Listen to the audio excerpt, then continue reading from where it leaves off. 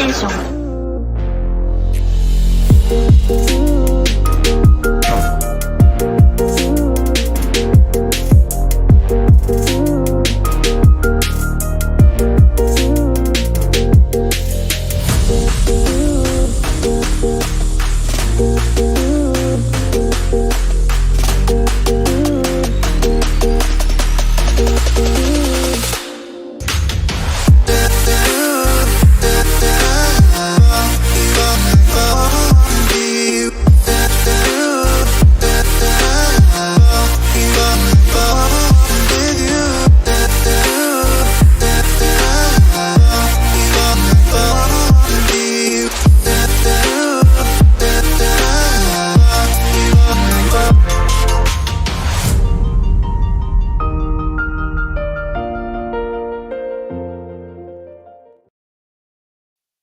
Welcome to the land of long live play, where it's my birthday.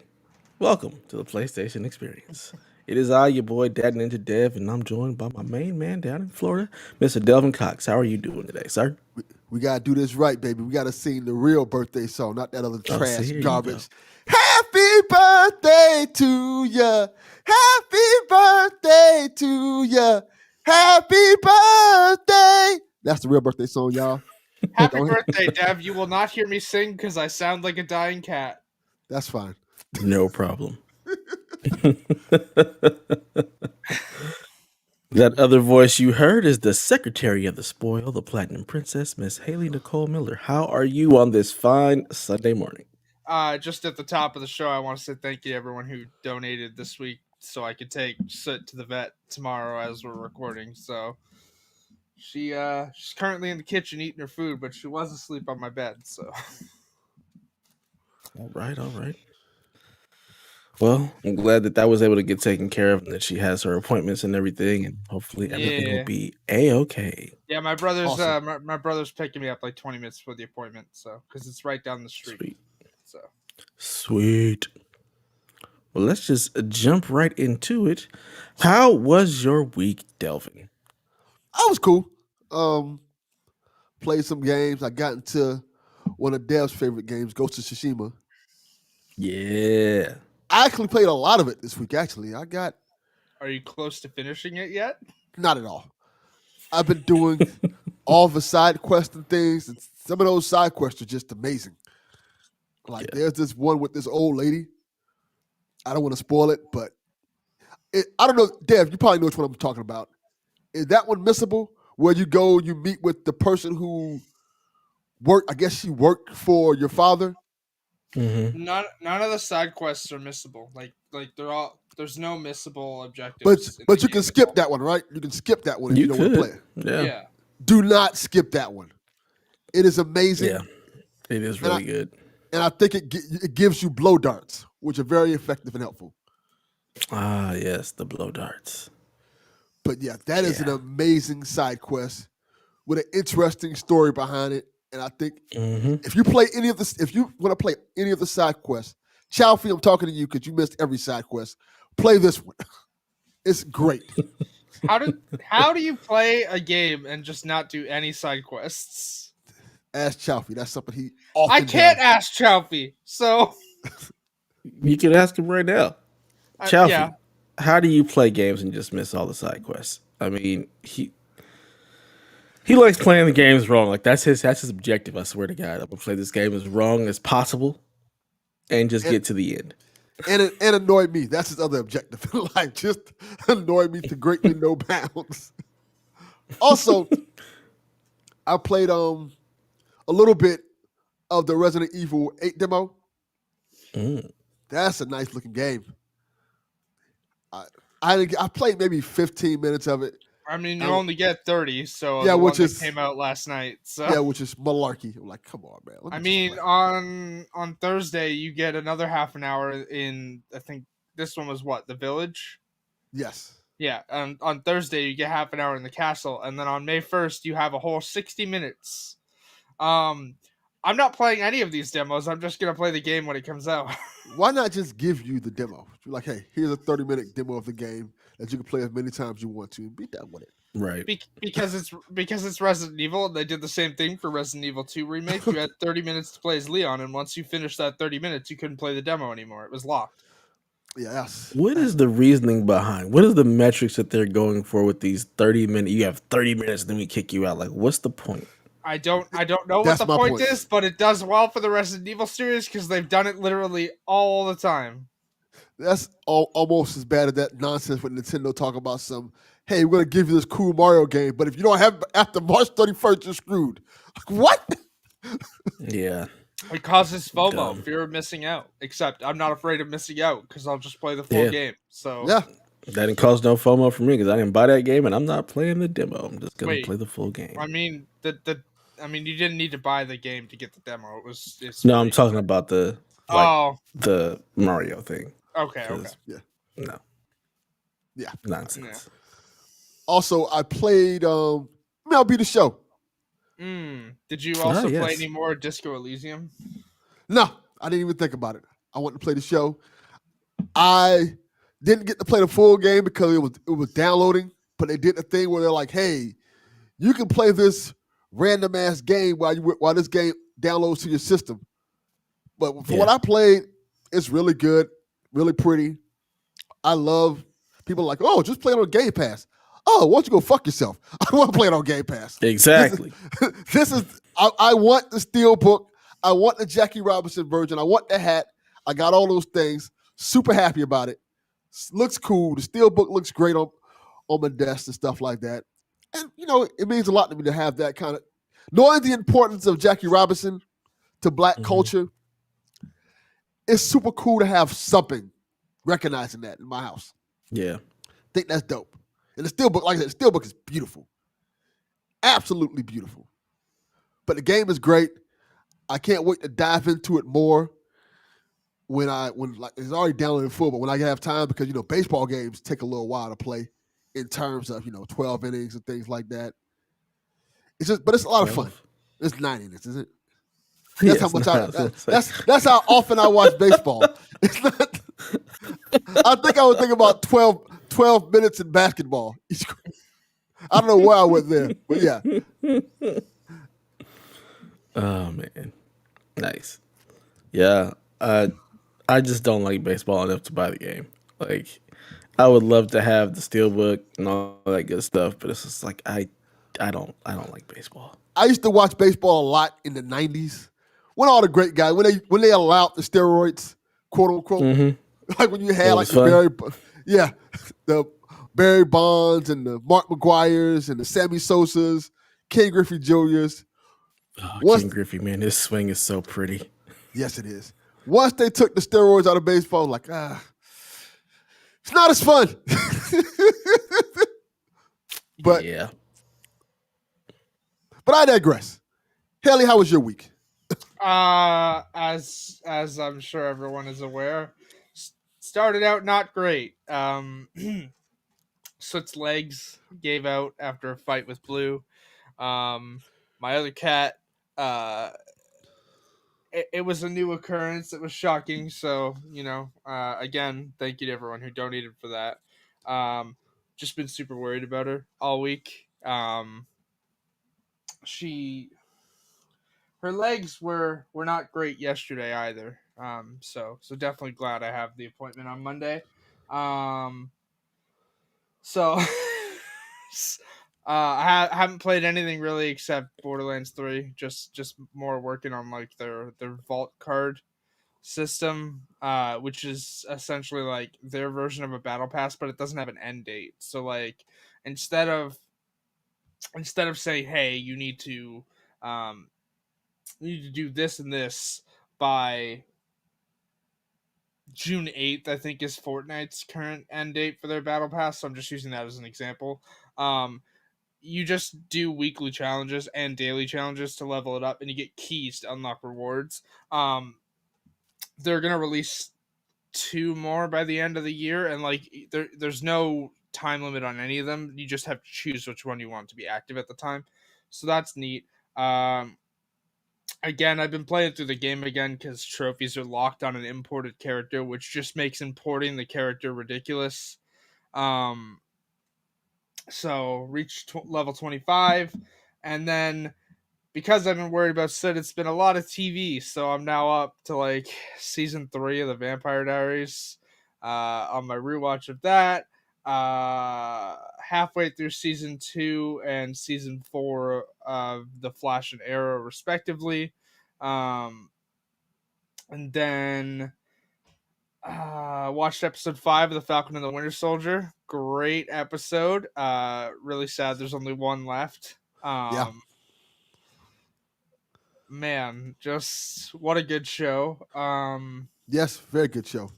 Fantastic. Also, I was telling Delvin that I just started watching Letterkenny this morning, and that show's a hoot. It's very Southern Ontario. Like it's Letterkenny's not a real town, but it's based off of a town like right outside of Toronto. So it's very like weird, and it's got a bunch of weird like Ontario slang. So it's very funny. I've watched 4.5 episodes this morning. So Very nice, very nice. yeah. As for me, just been chilling. This week has been really busy with work. I'm currently even on call, so I may get a call while we're on the show and have to go work. Let's see. I got some fillings last Sunday, so that was a wonderful start to my week. Yeah. As far as gaming is concerned, been playing Outriders, really enjoying the game. Gameplay loop is just fun. It's absolute sci-fi nonsense. Just having a really good time with that. Just grinding away through it, getting through the story. All the guns and abilities. It's just a lot of fun. So it's just a fun game. There's no other way for me to really say it. It's not absolutely incredible or amazing in any way. It's just a lot of fun. I agree. I also, with all the Days Gone news and talk, I finally decided to jump into that. I actually bought it way back in the day, but just never got around to it just because there was so much other stuff that I was playing. Just got into it, wanted to see what was going on there, and I can tell that it'll be a game that I really like when I want to delve into it, because I know it's long, and you can just tell by just the beginning of the game that there's just a lot to it, as far as all of his abilities, all the different weapons, the crafting, and just the story. Like when you start off, it lets you know like there's this storyline. You started this storyline. There's gonna be just a there's a long tail to this game and a lot to do. And the way I play games like that, it's like I want to do all the side stuff because I want to see the entirety of the story. You hear that, Chaffee? You play the side stuff so you get the entirety of the story. Just letting you know that I'm pretty sure the game will let you know this itself, but I'm not spoiling anything for it because I really want you to enjoy Days Gone. It's one of my favorite exclusives. Some of the side stuff will be locked at specific points, and you'll have to move the main story forward. But afterwards, it'll unlock again for you. Like there's specific points where, like, hey, you have to do the main story mission. So yeah. That's cool. I mean, a lot of games do that where it's like, okay, yeah, you're in the middle of something, you got to finish that before you go on. So yeah, I'm totally cool with that. I don't know when I'm going to jump back into it. This was really me just getting a taste. So we'll see what happens because we're about to get a lot of games, and until I finish Outriders, I really don't want to play anything else. I just wanted to get a taste for Days Gone. So after Outriders, there's Returnal. And then after Returnal, there's Final Fantasy. And then after Final Fantasy, there's Ratchet. So I'm going to be busy with games. Evil. Yeah, that's in there somewhere, but Returnal and Ratchet are before them, as far as I'm concerned. Hold on, Final Fantasy's coming out that soon? Final Fantasy's DLC comes out in June. Jeez, that's real soon. It's already the middle of April, so we get Returnal at the end of it, and I know just by how hard that game looks, it's probably going to take me all of May to play that game. I mean, Returnal looks hard because it's like you die, you restart, so... Not even because the die and you restart. It looks hard just because, like, all of the enemies, like, it just looks like it's going to be a hard game. And, of course, yeah, you die, then you restart and got to do stuff again. So it just looks like it's going to be a more difficult game. It's going to take me a little bit longer, and I'm looking forward to that. That game looks awesome. So I'll be playing that probably for the majority of May. But once Final Fantasy comes out, everything else gets dropped. I mean, hey, it's not like May's that game. It's not like May's that packed anymore because Deathloop got delayed. So it's true, but Yeah, I really want to play one game at a time. That's all I'm doing. One out of multiple games that come out in May. Yeah. Mass Effect's coming out in May. Oh, I mean, I'm not playing that until the summer. Like Mass Effect comes out the 14th, Resident Evil comes out the 7th, Biomutant's out on the 25th, though I don't know anybody who's interested in that. I definitely want to play Biomutant. Yeah, I'm going to play that at some point. Okay, I now know 2 people who are excited for Biomutant. Yeah, it looks cool. Josh too. Josh wants to play that one as well. 3 people. I'm not mocking the game. Like, people enjoy different games. That's fine. It's the first I've heard of people actually being excited for it. You ain't been in the Discord. We were excited about that when it got released or got announced. I've been in the Discord. I just I don't know. Paying attention. Terrible. Hey, at least I'm in the Discord more often than Delvin is. I was in the Discord. We just don't expect Delvin to be there. Exactly.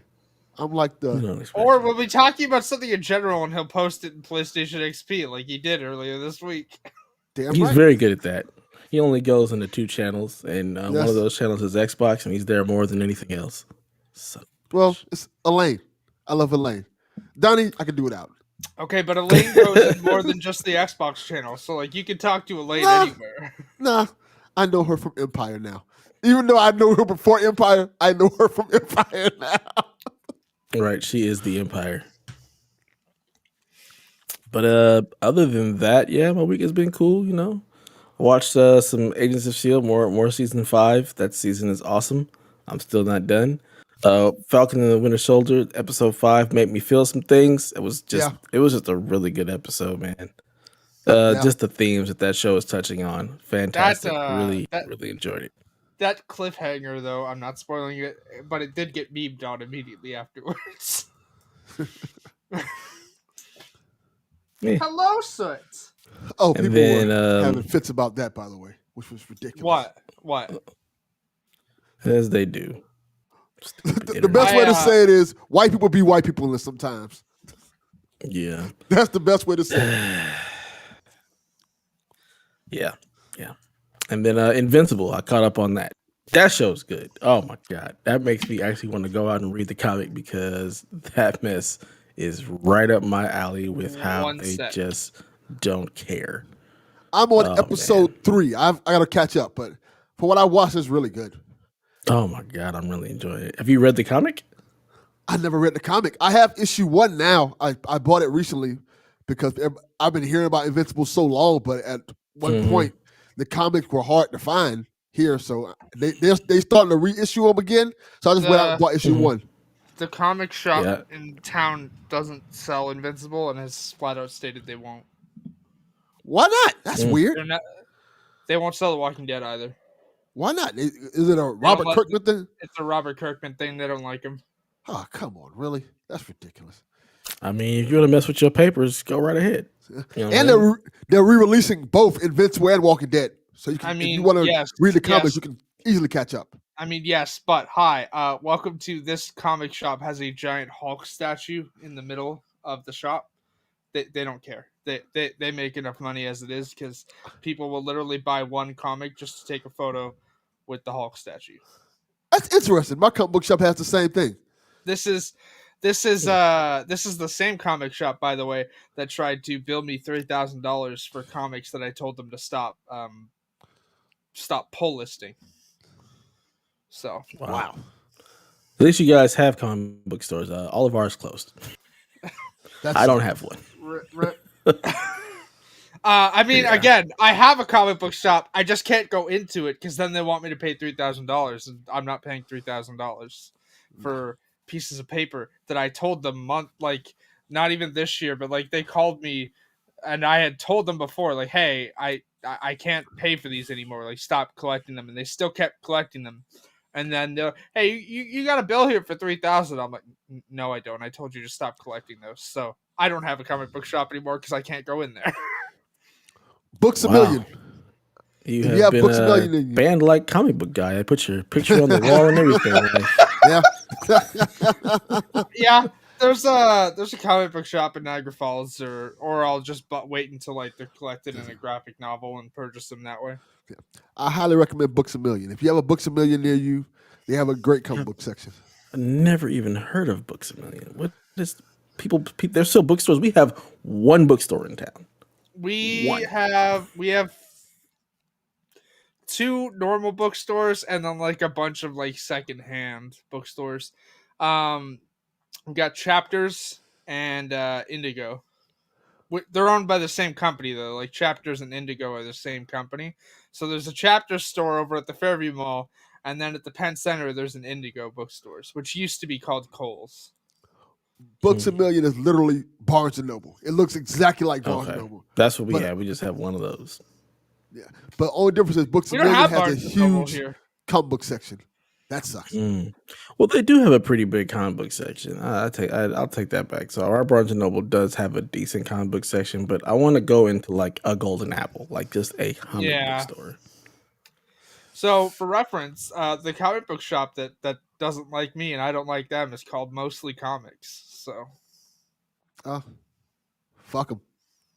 Yeah, pretty much. Okay, so we've got a lot of, well, not a lot of questions, but we've got a good amount of questions. So let's just get into that grab bag. Our first question comes from Justy Pickles, a very close friend of the podcast, former debatable host. He's the man. All right, that dude wears his sunglasses at night. That's my dude. So over the Discord, he asks, is Insomniac the best Sony exclusive studio? That's subjective. It all depends on what you're interested in. Like Naughty Dog? It's a tough one. I would go Naughty Dog, honestly. I almost want to say I feel like Insomniac is really getting up there in terms of their quality and what they're putting out. They are.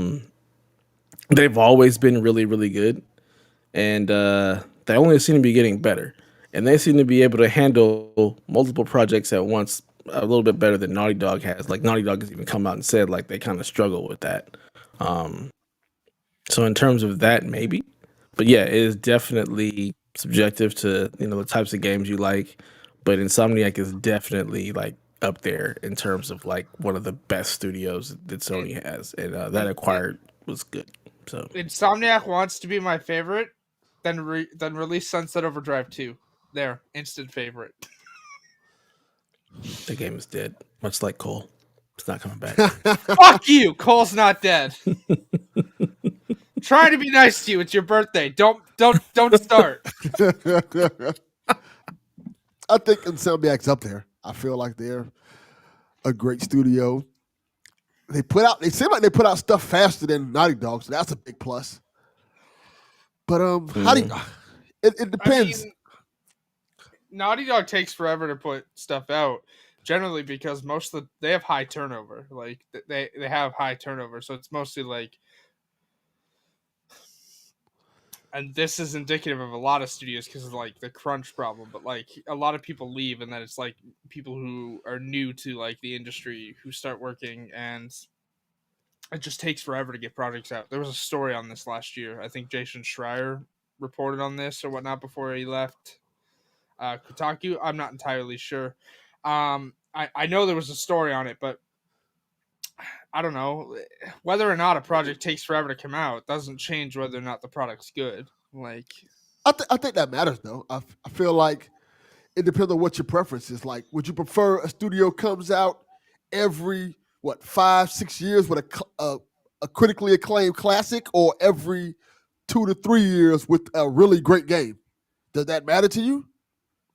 And that's kind of what I feel like the difference is. Like, Insomniac comes out with more games, but they feel like they're really great games, like 8s to 9s, and Naughty Dog comes out with a little bit fewer, but they're usually considered classics. Yeah, but I mean, I feel like everything Insomniac has done has almost been an instant classic as well. Like you look at Spider-Man, you look at Miles Morales, you look at Ratchet's Infamous. That's a good point. Yeah, like they're up there. They're close. They feel like classics, right? Yeah. Like when you think about Insomniac, like you don't even like some people probably might even realize it, but like that is like the bread and butter for PS3 era into PS4 and now into PS5. Like they're good.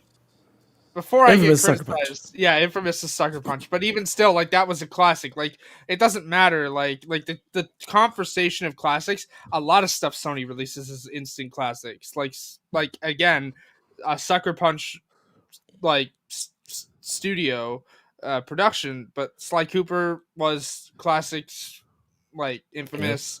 Like it doesn't matter which studio releases it; they're generally classics. Um, it's just a matter of like again what your favorite Sony exclusive studio is subjective. But I feel like when it comes the to Resistance franchise, that's the other one. Yeah. Like Yeah. people love those, and they're like itching for them to come back. So I feel like when it comes to Naughty Dog, at least their games are always mentioned in like the greatest games of all time, like the top 5 or something like that. Whereas I don't see that with Insomniac games, even though they very much should be. Gameplay wise, they're amazing. I don't see people mentioning like, hey, the last like Spider-Man is great. But I don't often see people mention Spider-Man on the same level as they mentioned The Last of Us. You know what I'm saying? I wonder if it's because it's a comic book versus something that's a little bit more gritty That could rather play- than reality. That can I play think into it. that's probably more of it. Like when you think about like Uncharted and The Last of Us, like those are probably geared toward more people. Like you're able to play more people will probably be interested in them because it's not comic booky. It's something that's a little bit more level. So it'll probably appeal to more people. So that's what gets people going. Plus, like the stories that they're telling there are usually a little bit more like they're just deeper stories a lot of the times. Just dealing with the content that they're dealing with. So I think that's why. But I think from just a pure game development gameplay standpoint, like they're on the same bar. Yeah. So maybe Justin, to answer your question. Good question, Justin. Very good question. At Rude Days 93 says, today marks the 10-year anniversary of the PSN outage. Curious how it affected you at the time and your general thoughts about it. And if something like that were to happen today to Sony, Microsoft, or Nintendo, do you think they would be able to recover as well as Sony had? I don't even remember how this thing affected me. I know that like I was annoyed, but I don't know. I had most of my games on disc back then, so like it wasn't. Yeah, this one, I remember it very well. It didn't affect me at all. In fact, when it happened, I was like, I don't care. I don't play anything online. It literally, it made zero difference to me at all at the time. I was like, I could touch on this because it made a lot of difference to me because when it happened, I had just, like I've said on this podcast before, I had just bought SOCOM. Mm-hmm. And I was getting ready to play with people and couldn't play it. And then on top of that was back in the day when I used to buy a lot of PlayStation movies. Mm. And if you didn't have the movie downloaded to your system, you streamed it. Yeah, you could stream it, but you couldn't access it during that time. So you were just screwed. Like, so any movies and stuff like that, you were just screwed out of. It was very interesting. But what I will say, the cool thing about it was that I enjoyed a lot the podcasts that were coming on around that time were amazing. Like, that's one of the times where I really got into podcasts Beyond. That's when I started listening to podcasts too, Beyond. That's exactly when I picked it up. Yeah. Because they had some amazing episodes during that time that I just remember like that, because those episodes were so great. And I remember the commentary behind it. I remember people saying, can Sony really bounce back from it? And, Sony, around that time, people kind of don't remember. Sony was behind the gun on a lot of things back then because, they were lacking in a lot of places where they shouldn't be lacking. Even if you add up I don't know if they were necessarily lacking in places. I think that was when like the online gaming like really, really took off. And Sony's network just wasn't really set up for that, but they still Sony was still Sony. Like they still had great games. Their problem was their launch was just really bad with the price of the system, the lack of how many there were in place. So they were just behind the 8 ball in terms of that. And then the fact that everybody was so gung ho about Xbox Live and playing online and how great that service was. Like Sony was still the same Sony they are now. They still had tons of blockbuster games. They still had great AAA games on their system. It was just people were so, excited about playing online and playing with their friends that they were behind from that aspect. And then on top of that, you throw this outage, and now people really can't play online. Oh my God, Sony sucks. Their network is terrible. PlayStation network is garbage. So, and let me add this too. Because of that outage, I don't put my credit card on any video game device at all. Like PlayStation, I would rather go buy gift cards and use them on there as opposed to putting my credit card information on there. I don't trust it. No, I use What's my funny is I use my it's technically my debit card, but still, I have one of those like Visa cards that's like your debit card or whatnot. So like it only has money on it if you have money in your bank account essentially. And I use that because PlayStation cards are not. They don't come in the exact value. Like I don't want to have excess money sitting in my account. So if I use my card, I can just let's say for example, I already have it pre-ordered, but let's say for example, Mass Effect. I want to buy Mass Effect. I would have to go to the store, buy the PSN cards, but because they don't make the exact value of the game, which is on sale, I think for $59.99 here. I'm not entirely sure how much I paid for it. It's so been a you while. get a $60 card, and you have 1 cent left. Nope, they don't sell $60 cards here. Buy 320s. Nope, don't sell $20 cards here either. What do they sell? 25s and a 10. 25, 50, and 75. What kind of nonsense? Then why are you going to the store to buy them? I'm glad you mentioned that. Because I happen to have, not going to the back, a $10 PlayStation gift card in my pocket. They don't. Why? Why do you have that in your pocket?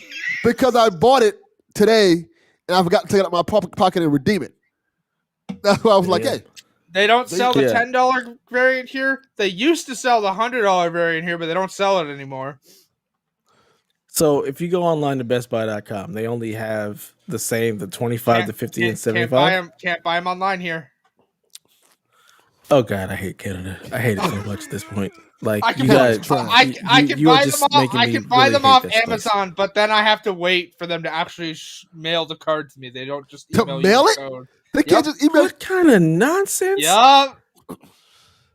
Okay, Canada, get your lives together because you're killing me here. This is ridiculous. I can go online to Best Buy right now or Amazon and buy a digital card and have it sent to my email in about 5 minutes. And I can buy them in denominations that actually make sense. Hey, by the way, you know what's fun? EB Games can sell you a variant in any denomination you want, but they're the only place you can do that at. That's right. You want a $10 PlayStation card? You got to go to EB Games. You can't just walk down the street to the Avondale. I'm sure everyone knows that I'm talking about personal experience here. You want a $10 PlayStation card? You got to go to EB Games. There are 3 of them in the city. One's on 4th Ave, one is at the Fairview Mall, and the other's at the Penn Center. So either way, I got to walk half an hour to get one. And you still can't buy them online. Yeah, you're just making Canada sound like a horrible place. I mean, it is a horrible place. It's not much better than the States when it comes to things like, policing and whatnot. I mean, hey, we're in lockdown again, so that's great. Also, shout out to this is sarcasm in case anyone needs it. Shout out to Doug Ford giving the police more power to just stop people randomly on the street, because that's not going to be used inappropriately. I don't even want to get into police this week. I can't. Yeah, I can't. I cannot get into that this week. Ugh. So yeah, the outage greatly affected Delvin because SOCON. Yeah. It greatly affected Delvin because he couldn't redeem the $10 PlayStation card he had in his pocket. Yeah, that too. Man, but yeah, I didn't play anything online at the time, so I was just like, okay, and I didn't use my system to watch like the PSN movies or anything because I just didn't. You're one of the few people I know that actually did that with their PS3. I knew a lot of people that did it with PS4, but PS3, I didn't know anybody who was really using those services. Great. Just sit there. It was great. I loved it. Sit there, download all the movies to your system, and just watch it. I feel like that Fantastic. was like the beginning of Netflix. Oh, Like I feel like I sold I so many always PS3s as Netflix devices, PS3s for Blu-ray and Netflix devices all the time. Like, hey, this is the best and fastest way to get your Netflix. Hey, you know what? You know what's funny? I think I've mentioned that I own Smallville on like various devices. I own it on YouTube. I own it on DVD. I own it on uh I own it on PlayStation because Smallville was like what I was buying on PlayStation Video. So like I own the entire series of Smallville on PlayStation Video. I own the entire series on YouTube. I own it on DVD. It's on Amazon Prime in Canada. Like I can Good watch Lord. Smallville in a lot of different ways, but it started with PlayStation Video. Yeah, PlayStation Video had a lot of stuff for cheap too. Like you could Yeah, buy like stuff for I think real I cheap. bought season 1 of Smallville on PlayStation Video for like $15. Yeah. So do you guys think if that were to happen today to any of the companies, they'd be able to bounce back as fast or as No, well? no, I don't think they would. I think they'd immediately start losing market share. It doesn't matter whether it would be Sony, Xbox, or Nintendo. And I think if it continued for the same amount that the outage did, they would be in desperate need of help. Yeah. That'd be a huge problem now. Yeah, I think it would definitely be bad, but I also don't think there's any way it would actually go on for as long. I think it may be a week tops if they had something like that. I think there's just so much in place now to stop that stuff. And I think honestly, just with the way games are, I think they'd be able to bounce back. To be perfectly honest, Also, Sony people had to love give up a games. lot of stuff, by the way, for that. Yeah, they gave away like free movies and games for that outage. Also, Mm-hmm. how did you get my email, most Southwestern girl? What? What the hell are you talking about? I literally was like watching and I just got an email. Some restaurant called Moe's Southwest Grill. I don't even know how they got my email. What? Blame Google. Yeah. Selling your information.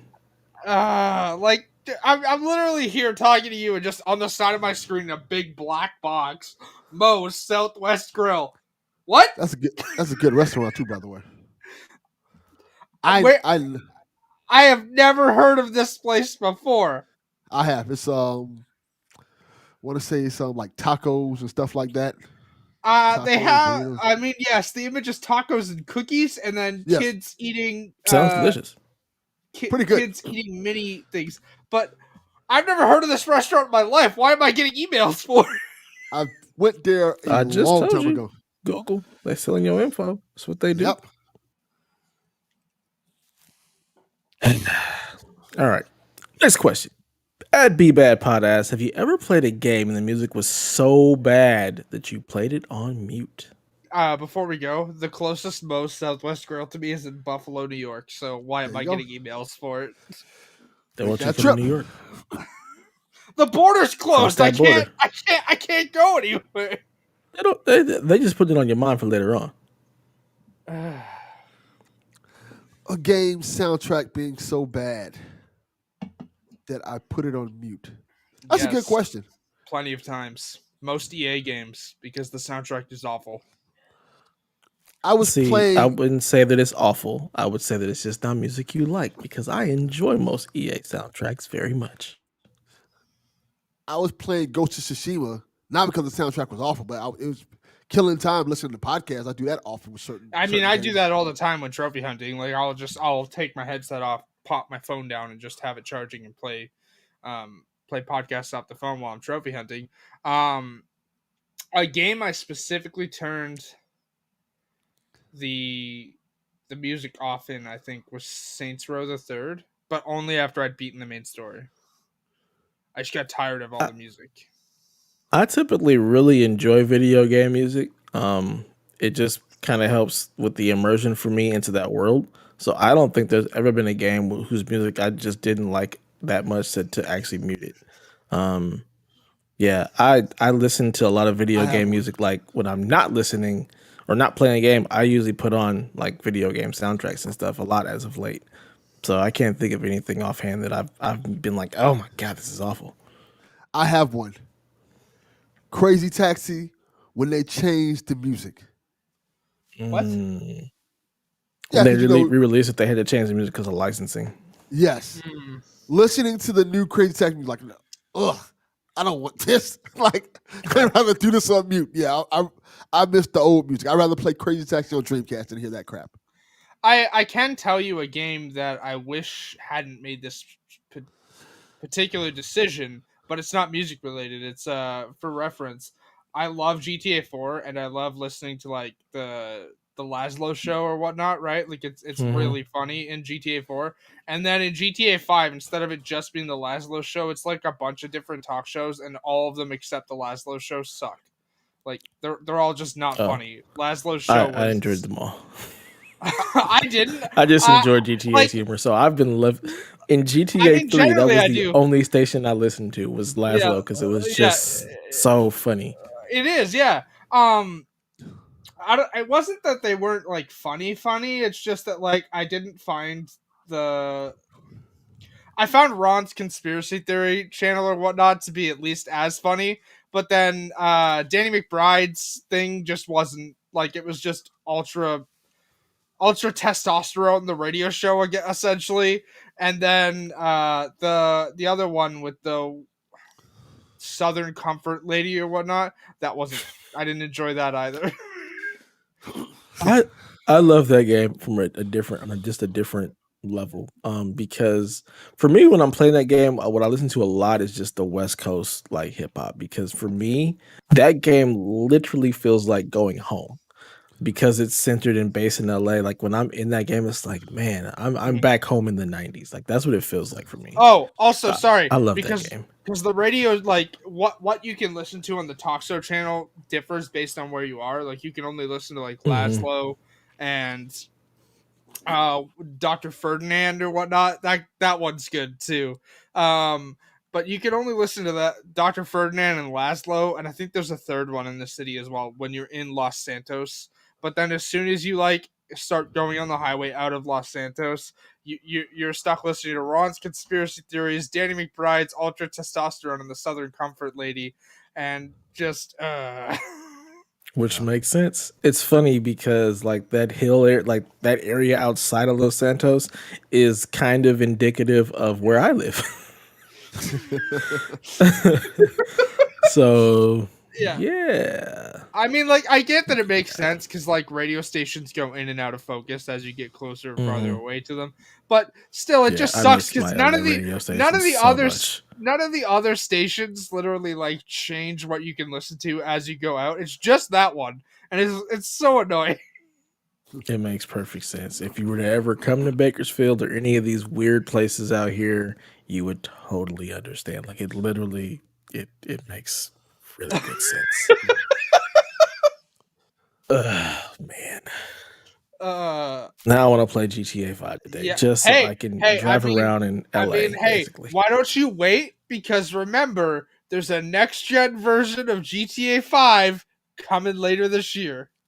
Oh, I already have that. It's on PC. So there you go. We're good. Next gen.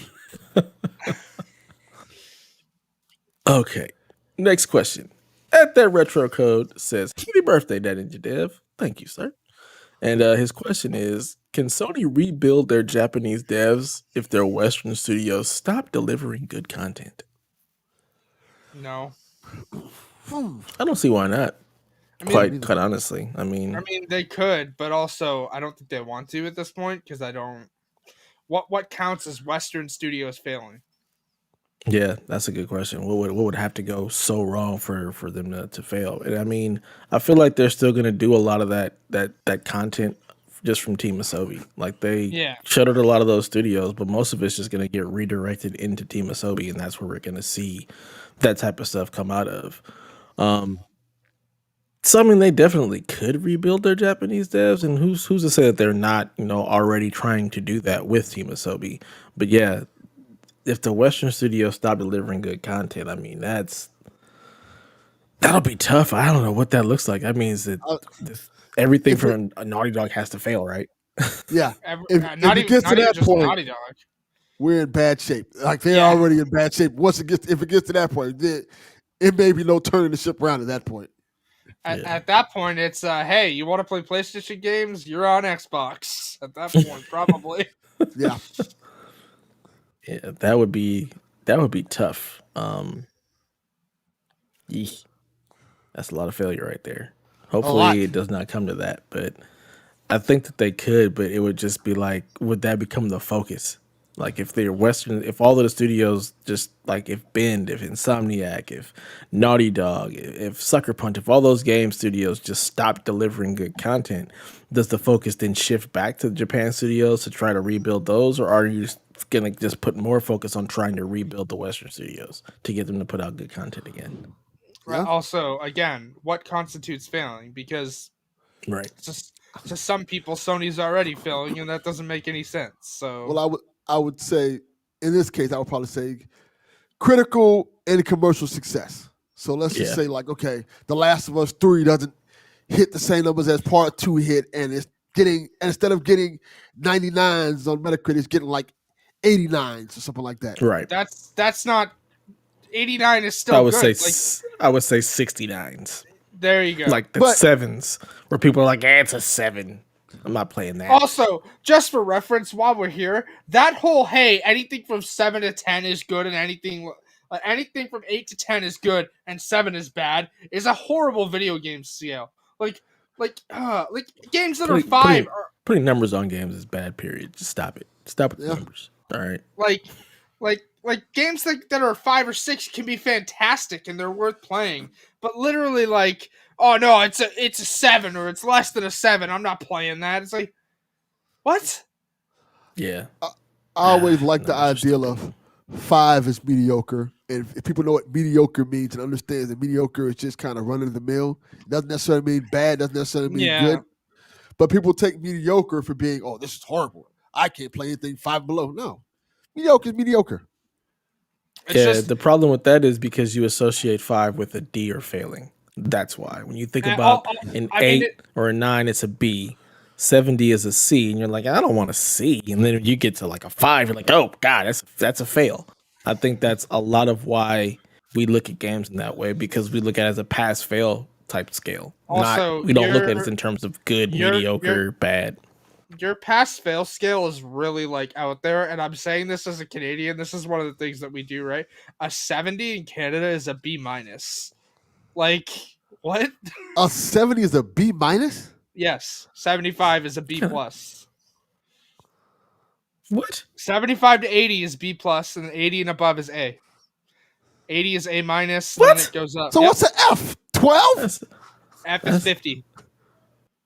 That's a very gracious scale. But then again, when you say a 5 is mediocre versus a 5 is an F, it's a very, very different thing. And that's, Yeah. again, why I think the numbers on games is so problematic. But also, because it, it you know what doesn't mean it else? fails. You know what else contributes to this? And again, I have no beef with IGN, but I'm just using IG as an example. When's the last time you saw IGN give a game anything below a 7? I don't know. I don't look at their grades. So. Yeah.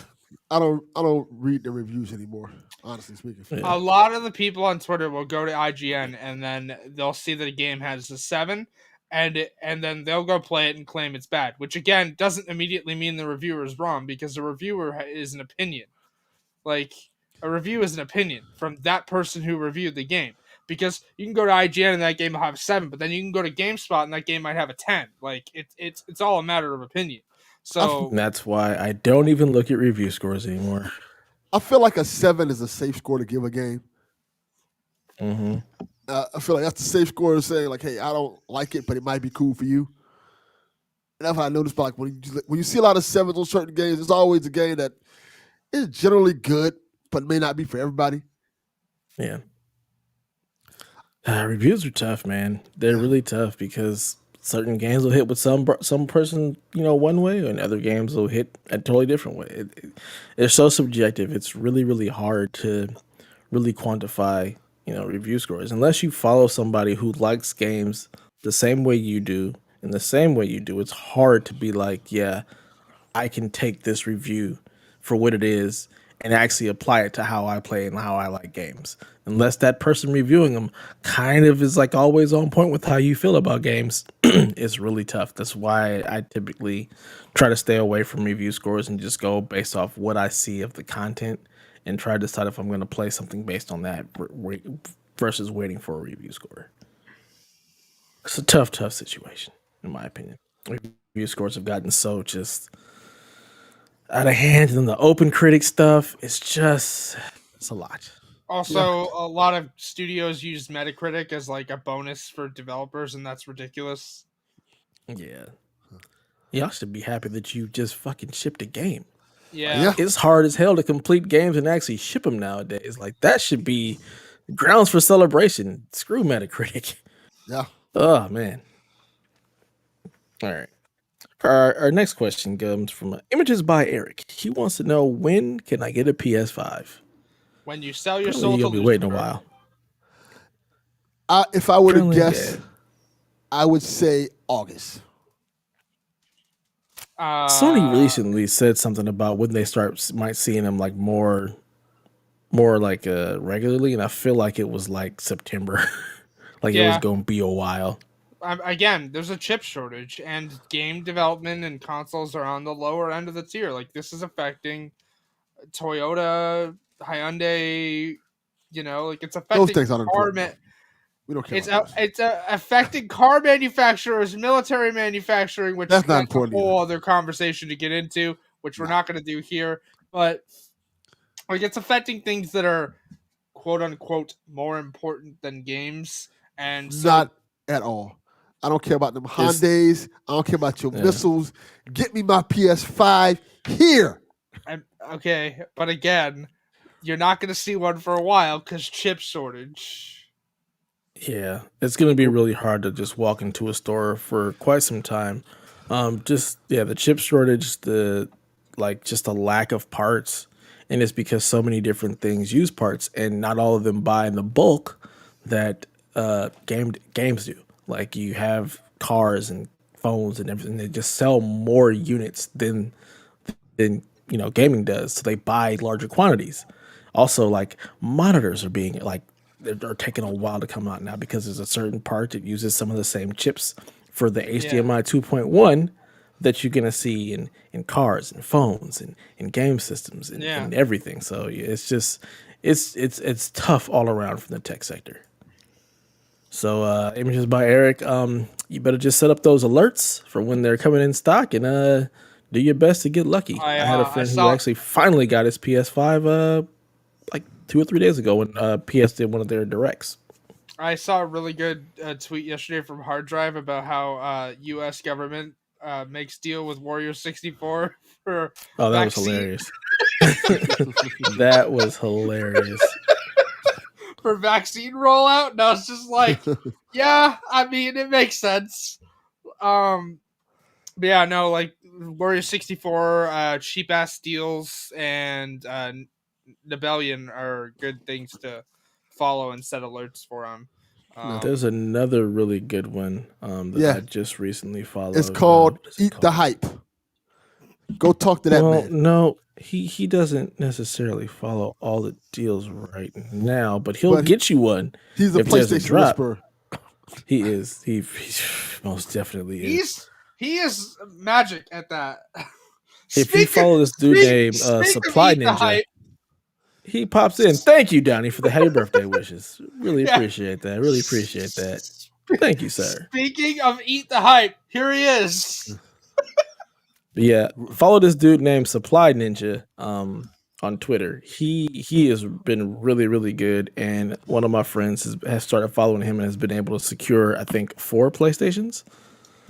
2 of which he sold to friends, and the other ones he's flipping. So yeah, he's I will follow him because he also posts about like all the other stuff. So graphics cards, processors, pretty much any and everything that's been hard to find lately, he's been posting about. So yeah, follow that dude. I mean, okay, and our last question. Go ahead. I was just saying, like, this chip shortage is also affecting why a lot of the TVs that were shown off at like CES this year. Sorry. I saw Donnie's comment and I had to stop. This is why, like, a lot of the new TV shows, not TV shows, like TV models that were shown off this year, you're still not seeing on the market because they just can't manufacture them. Yeah. Yep. Most definitely.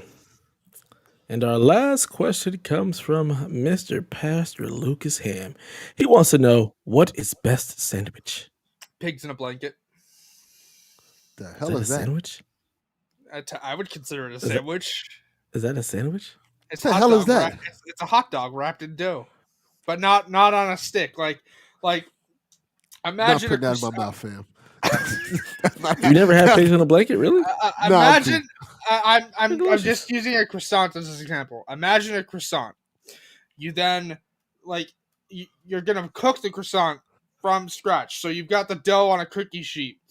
You put the hot dog in the dough and you roll the dough over the hot dog so it's in like a loop around the hot dog. Then you bake it. That's pigs in a blanket. Nah, I'm cool on that, Chief. The best sandwich, I mean, bar none, I'll eat pigs in a blanket. Go ahead. is a hamburger. No. A well-made hamburger that you can put all your ingredients on and fix it to the way you like it. Hamburgers are fantastic. If I'm eating a hamburger, it's patty and 2 pieces of bun. That's it. That's all it's on it. You are a homeless That's person. fine. What are you talking about? What are you talking Yeah, about? that's- I'm You better throw homeless. some bacon on that. What You are need to you throw some doing? lettuce, Homeless some barbecue because- sauce. You know what I'm saying? What I'm is that? homeless because I just want plain burger. Like What is that? Yeah. bun, patty, bun. That's it. What is that poor burger you're nonsense? eating? All this stuff you can put on a burger, you just like. Kevin bun, would be patty- appalled hearing this. Okay, That is he would be insulting. That's appalled okay. at your That- lack of burger things. That's just it's just nonsense. That's I okay. gotta tell you, I'll eat what won't make me sick. So bun, patty, bun. There you go. the hamburger, when cooked properly, is so good, and there's so many elements you can add to a burger to make it better. Oh, yeah. Whether it's bacon, cheese, if you like vegetables, you can put veggies on it to make it really good. You can put onions A on it. pineapple, a fried egg. You can put so so many much stuff wonderful to a options. burger to make it your way. Matter of fact, Right away at Burger King now. facts. The fact that Haley just came with this basic ass burger is offensive to mankind. How dare you, man? I will eat things that won't make me sick. So bun, patty, bun. That's it. So basically, so- what you're saying is everything makes you sick except for bread and meat. No, what I'm saying is that most toppings that I would consider putting on a hamburger will make me sick. Ketchup makes me sick because tomato. Cheese makes me sick because I ate way too much pizza as a kid, and I'm not gonna recount what happened to the last person who forced me to eat cheese. Let's So everything, just say like I said. let's just everything. say that Can you put bacon on this burger? I can't eat bacon. I just don't like it on burgers. Oh my gosh. Also, fun fact: this camp counselor is no longer a camp counselor because I warned them. You make me eat that, you're not gonna enjoy what happens, and they made me eat it, and then they wore it. There you go. Okay. Yeah. I'm with you, Delvin. Best sandwich is burger. Hamburgers, No. fantastic. Pigs in a blanket's where it's at. No. No. Burger. Most definitely. No, I want a hamburger. Yeah, I do too now. I think I want to go to the Habit, get me one of those teriyaki burgers. So good. Burger. That sounds good. It's so good. The grilled Burger. onions, No. the pineapple. No burger for you. My gosh. What is this show become? Where's the mute button? All right, thank you guys for all the wonderful questions. Y'all know that's probably one of our favorite parts of the show, just all the nonsense we get into and tangents with the questions. But with that, let's get into some of these news stories. What do you got for us this week, Haley? Oh no, Delvin just left. Where did Delvin go? I wonder if he hit like the leave button on accident. I guess we'll find out. I don't know. Just keep going. I'm gonna keep going. My Resident Evil Village brings back its beloved mercenaries mode. So this was shown at the showcase on what was it, Thursday? Yeah, Thursday. Okay. So they're bringing back Mercenaries mode, which has been conspicuously absent from the past few Resident Evil games. So looks great, and I'm very excited that it's back. I have never played the Mercenaries mode. I didn't even know it was a thing. It's less horror and more like action oriented. So like I don't know if you watched the trailer for it, but like you'll notice that like the sniper rifle had like 410 bullets in it. Like that's not how sniper rifles work. No, but like you had that's like a lot of ammo. You had like 410 ammo. Like it's a mode that's less like survival horror and more like, hey, action oriented, and each round gets more challenging. So like, yeah, you have this machine gun with 700 bullets, but you're gonna need like at least 400 to beat the round, right? Like it's more like how fast can you clear this area full of enemies and reach the objective. So interesting. I may have to check that out. Yeah. I may have played it once. I think the last Resident Evil game to feature Mercenaries mode was Revelations 2. That's what I think I played it at. Was that on like was that 3DS? No, Resident Evil Revelations was on 3DS. Revelations 2 was PS4, Xbox One, and Switch, I think. I think it was on Switch. I'm not entirely sure. Donnie, you're in the comments. You're the Resident Evil. Like... I know. It was on Switch. It's on. Okay. Yeah. Okay. They remastered it. No, they remastered. They remastered number one. But number 2 was like a native PS4, Xbox One. That's correct. Yeah, and it was episodic. Yes, it was episodic and was a terrible decision. So if they come out with like a Revelations 3, which has been rumored, I hope it's not episodic. I liked it, by the way. I liked the game. It was good. Yeah, I do. You know why I like it? Because it's more Claire, and we literally Claire is one of my favorite Resident Evil characters, and I'm excited for Infinite Darkness purely because she's in it. Because like after Resident Evil 2 and Code Veronica, you don't really see her that much. So like anything that gives me more Claire, like give it to me, like inject it into my veins. I like Claire. She's cool. I have no idea who that is. Chris's little sister. Chris's little sister. Who? So you watched the showcase, yes, Dev? No. I knew that answer. It was just on in the background. I wasn't paying attention. Okay, well, the guy who in the original trailer for the game. It doesn't matter. You don't. I'm not gonna remember. Chris boulder punching Redfield. Yeah, the guy who's memed on because he's punched boulders. Yes, his little sister. The only name that I think I know from Resident Evil is Jill. Something she was in the first one. Yes. Jill was in 1 and 3. Yes. And then Leon Kennedy, because I keep seeing pictures of that dude everywhere. Like they're always talking about Leon.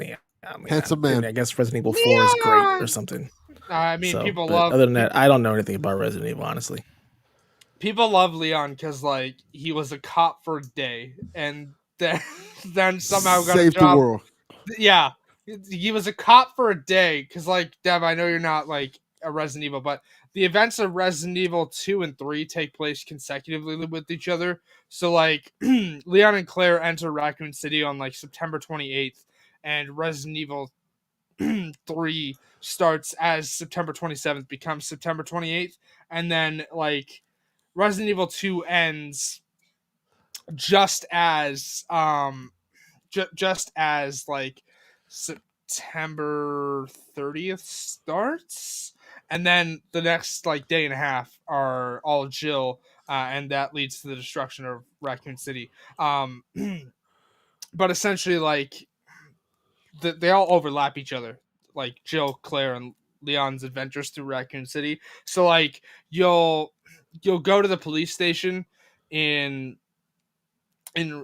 like you're in the police station for most of Resident Evil 2, and you'll notice stuff that's like been moved or whatnot, and that's explained in Resident Evil 3. Like Carlos goes to the police station and like things get missing and knocked over and stuff because Carlos was there dealing with the infected, and then Leon and Claire show up. So interesting. Yeah. Yeah. So those mercenaries, all right. Yes. I mean, hey, you're not getting away from the Resident Evil talk because Delvin's story is Resident Evil as well. So my story is more appetizing to Dev because Dev likes this type of stuff. And for his birthday, I thought it was fitting that we talk about the resolution for Resident Evil on PS5 and Xbox Series X. We don't care about the Series X. Yeah. Okay. No, we don't. PlayStation 5 version, 4K HDR at 60 frames per second. When the ray tracing is on, 45 frames. Yep.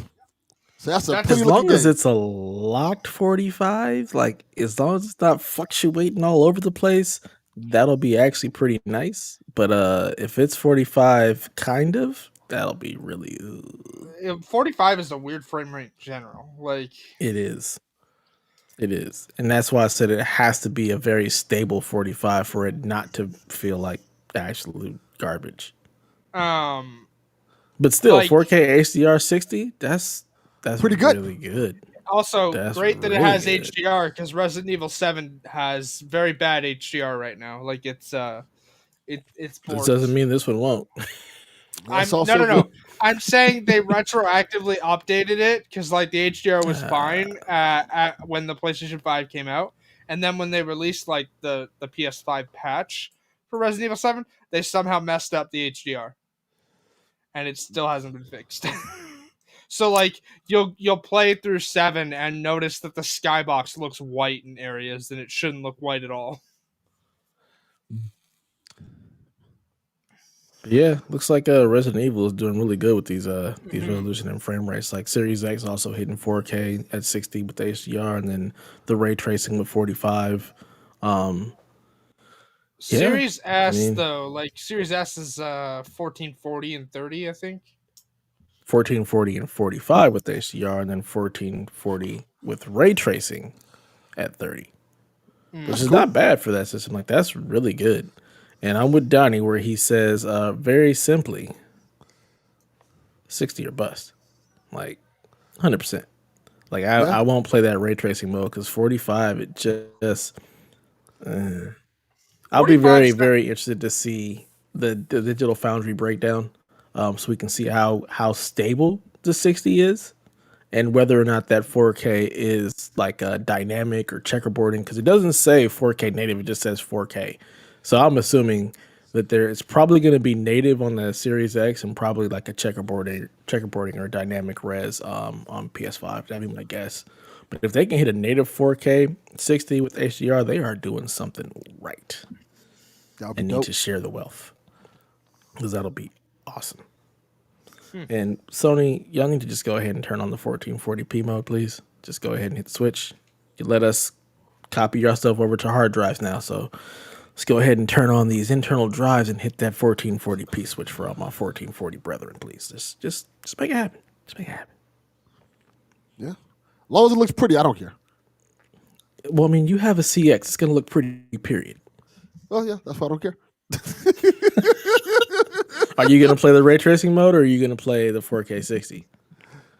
I'm torn because I was playing the ray tracing mode on, what's the game I was just playing? Ghost of Tsushima. And it looks amazing, looks great. But then I tried the performance. I was about to say there's no ray tracing. What is it called?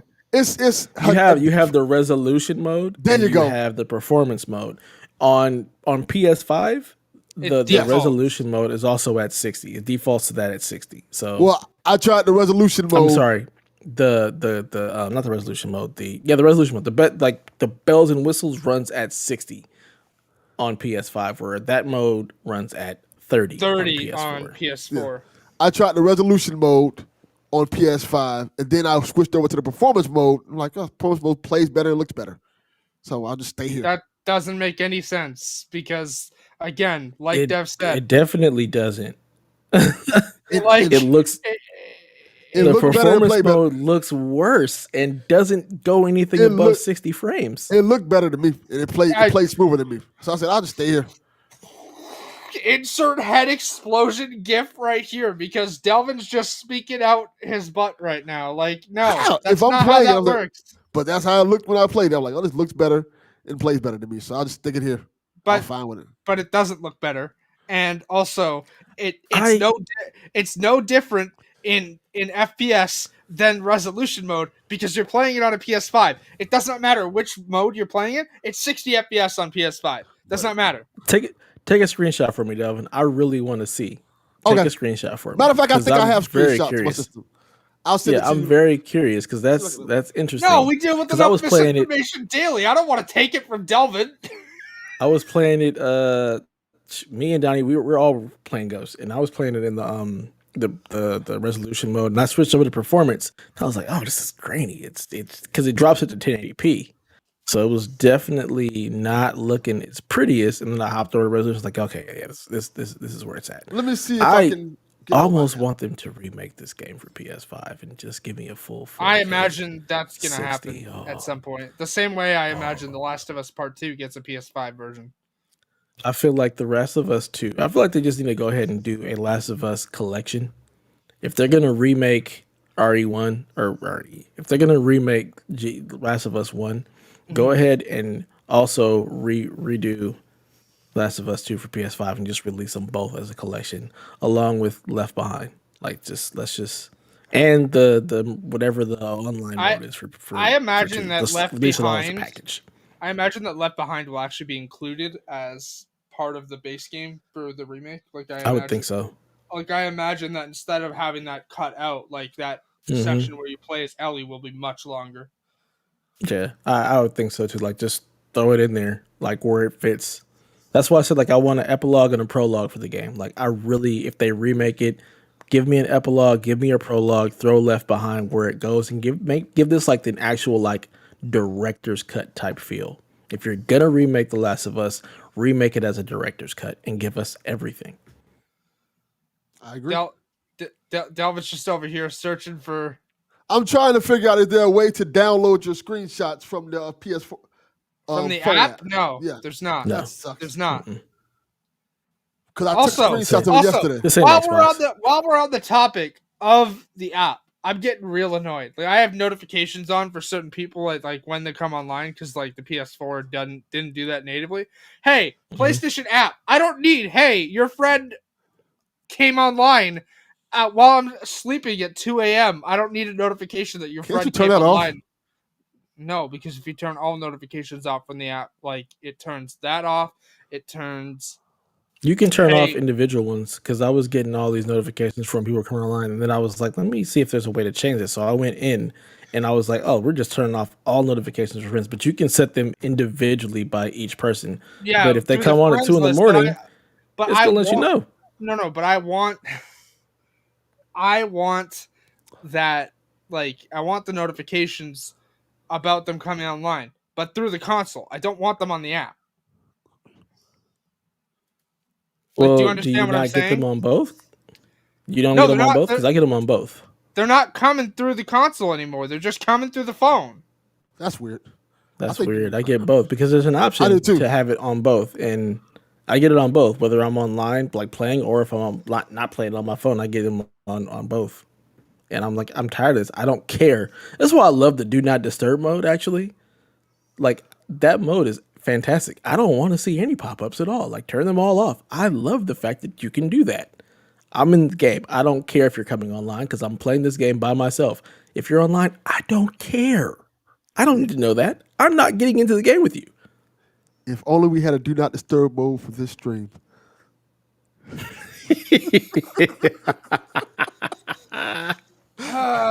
Johnny and his Xbox shenanigans. You read the title? Game Pass sucks, Donnie. Sucks. Okay. Our last little story. PlayStation 5 breaks yet another sales record. According to the NPD this month, PS5 is the fastest selling console in U.S. history for dollar sales. Now, if only the PS5s were easier to find. Yeah. But yeah, so the PlayStation 5 is the fastest selling console in U.S. history by dollar sales, but the second best selling hardware platform in February 2021 is the Nintendo Switch, which continues to lead the market. Just cool to see that, PS5 is, selling out like hotcakes yet again. Just, kicking butt, taking names. selling systems to all the bots and scalpers that are then reselling them for ridiculous prices. So I feel like that's also a little skewed just because of the scalpers and the bots. Like, yeah, it's kind of crazy that it's selling so fast, but nobody can get one. It's like really hard to get, and it's like outselling everything, but they're having a shortage. But it's selling incredibly well. Yeah. It definitely is, and hopefully, it continues, and people will actually start being able to get them instead of all of these bots and scalpers and whatnot. It's just such a weird time, man. I hope that they just put out a flood of PS5s so much that the scalpers' value just plummets, and they can't sell it for anything. Just because I agree. I just don't buy from scalpers if you can. I know for some people, like dropping 700 is nothing. It's a convenience thing. There's some people that can just do that, so I get it. But if you can, just don't do it. But what are you gonna do? I'm just glad that I got mine, because as of now, I still, every time there's been one that's gone on sale, I've tried and I have failed. So I still would not have one to this day if it weren't for my boy Casey. So I agree. Shout out to Casey, because it's ridiculous. I have tried to help other people and have failed. I've gotten somebody a Series X, but that's PS5. easy. Apparently. Yeah, that's easy. Like apparently nobody wants that system. You just trip over those.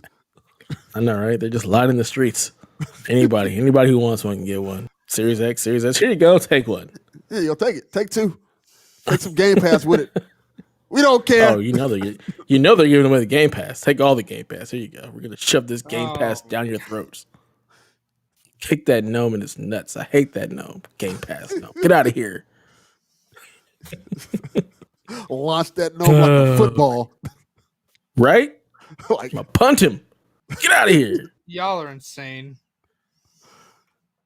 Oh no. Yes. My hands are free of this. I had no involvement. We love you, Donnie. And this is the stuff that I miss, the back and forth talking trash between shows. It's so good. It's so good. We love you, Elaine. Donnie, we're gonna punch you like the gnome. Yes. Tom, baby, throw that bitch. No.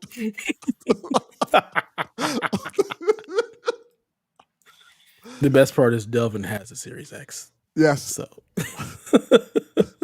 I want one. I just, again, need a job. Need a job first. So, yeah. But the beauty is, when you get a job, it's not like getting a Series X. It's going to be hard. Yeah. Just easily. You'll be able to stumble across that really easy. Like, oh, I tripped on this Series X. Let me go ahead and buy it. Yeah. Probably won't have to buy it. Just pick it up and take it with you. I know, right? That's called theft. Some crackhead probably be sleeping on it. Just take it. Here's a pillow. Let me get that Series X. He said, sure. There you go. I mean, more than likely, some crackhead's going to walk in and give Delvin one. Like, just off his track record. Yeah, that's a fact. I have gotten Jordans like that. He's just going to walk in like, I found the Series X. Delvin here. See, I don't and need you can just pay shipping and he'll send it to you. Old news. Okay. It's still like a reason I don't have one. I'm still going to bring it up. Don't pay no attention to him. I'll pay attention to whoever I like, Delvin. Don't pay no attention to him. He's not going to kick that gnome. Also, I know that Donnie's joking around. Like, there's a difference. Yep. We are going to treat that gnome like Mr. Bill from the old Saturday Night Live sketches. Hey, no. Also, SNL is not good, so there's that. Take him out back and beat him. Back in the day, it was good. I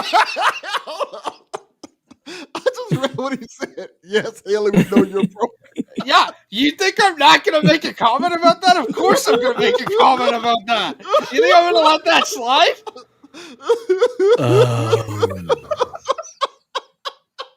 Like shenanigans. All right, let's get into this topic of the show. So there's been a lot of talk about this.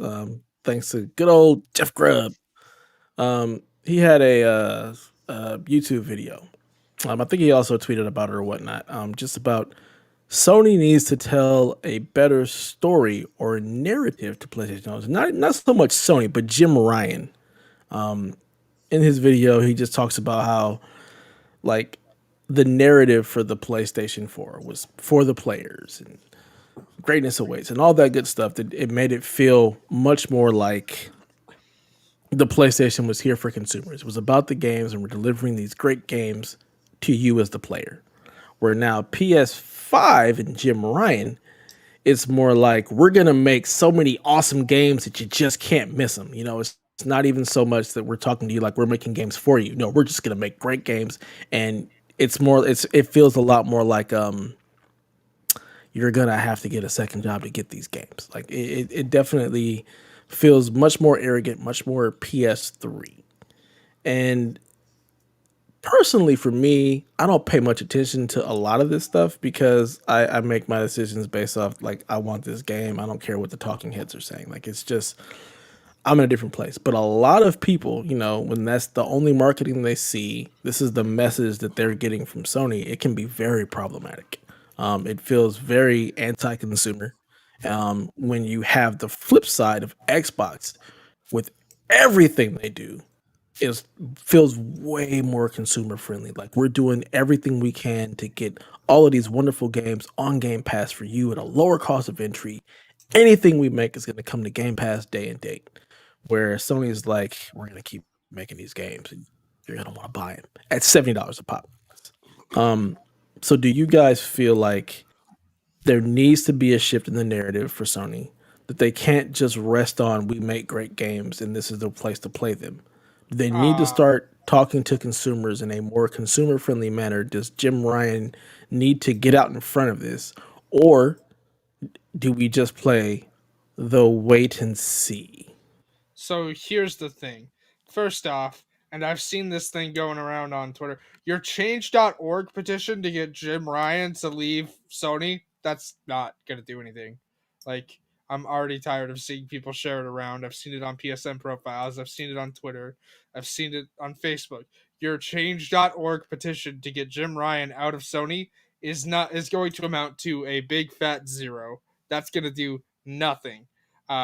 Secondly, whether or not the narrative needs to change, I think we'll have to wait based on whether or not Sony has anything for E3 this year. Like other companies have come out, like Ubisoft's announced their E3 presentation as part of their. Now I expect we'll get like, hey, here's when the next Sony showcase will be at some point within the next few weeks. But whether they have something or not for E3 will kind of determine, I think, whether or not Jim Ryan would need to get out there and make like a point to change the narrative. Like, I don't know, like the games haven't changed. Like Sony is still making great games. Yes, Xbox is more in the news lately because again, like Game Pass, Bethesda, the Outriders deal, MLB The Show, like it's not really on Sony that Xbox is just making news with all their acquisitions and Game Pass deals. It's just the way the news cycle is. Sony has always been quiet like this. Like you'll usually hear like big news from Sony maybe 3 or 4 times a year. The only time I think we've ever seen like monthly news from them was right after the PSN outage. Like that's when we were seeing news from them all the time, and that's because they were updating people on the status of like how repairing the network and security issues were going, and like, hey, here's what we're gonna do when the network comes back. After that, they've always only released news like 3 or 4 times a year.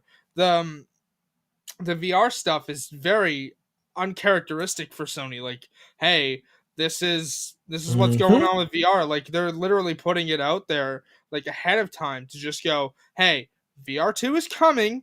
Here's where we are in the development stage. Now you're probably not going to hear anything from us for a while. For once, I actually 100% agree with Haley.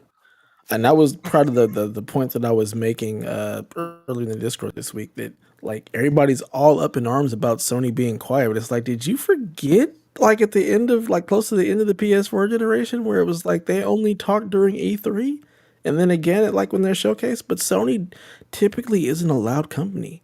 They Yeah. let their games talk for them. They're not constantly in the news. They're not constantly talking about what they're doing. You know about what they're doing when they're ready to talk. The problem is with the way games media is now.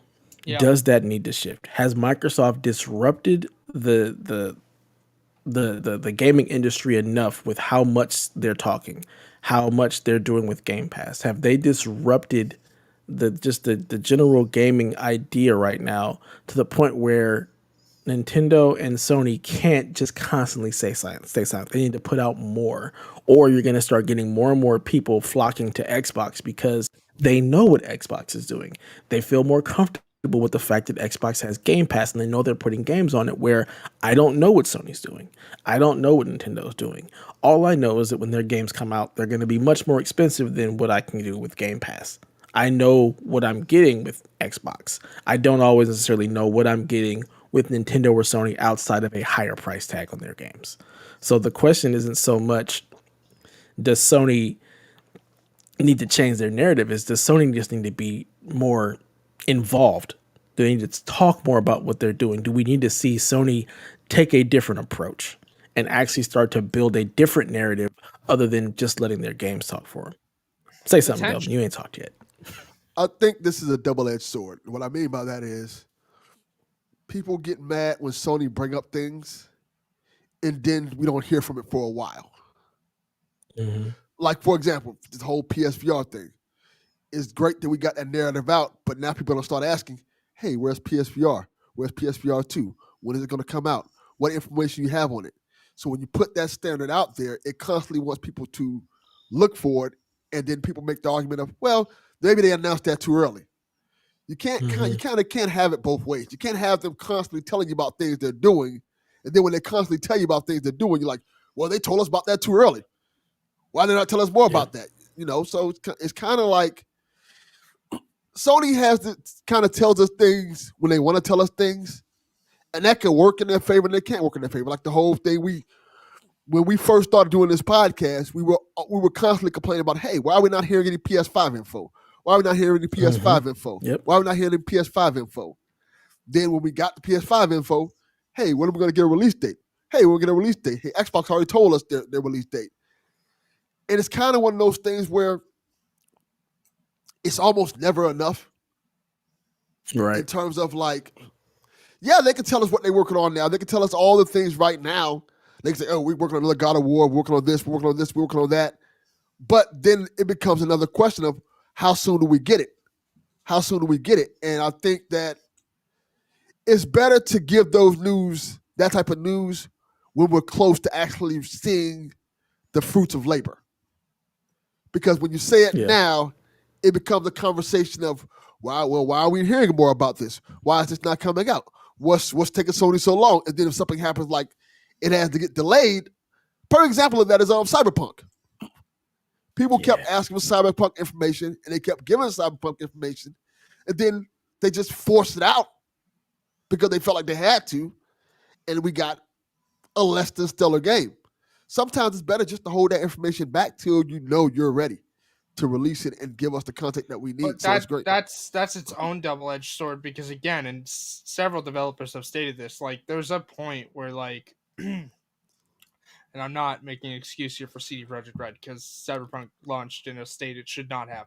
But there's a point even within like games that are on track and running well that like, hey, we're always going to think there's something wrong that needs to be fixed. And again, with CD Projekt, they're a publicly traded company now. Like they're not beholden to just their own interests now. They're beholden to their stakeholders. So there's a point where that decision comes not from the company itself and the stakeholders of, hey, this has to get out.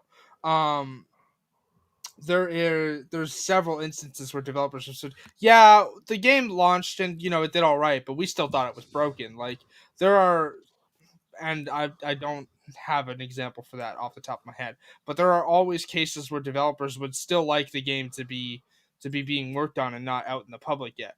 That happens. The the occasion you're talking about here, Delvin, of it being a double-edged sword of, hey, you've given information, now where's more? That's always been the thing with Sony, though. Like, even around the news of PS4, it was, hey, here's PS4, okay? And then everyone started going, well, where's more information on it? Where's this? Where's that? That always happens. It doesn't matter what company that is. Xbox could say right now, hey, there's a new, I don't know, with PS4, like we got the information in February, then we got the information at E3, and then it launched that fall. So it wasn't as far between for PS4. So I think that one is actually like the perfect way to do it, because it was announced that year, and then it released that year, and then we got information in between it being announced and it being launched.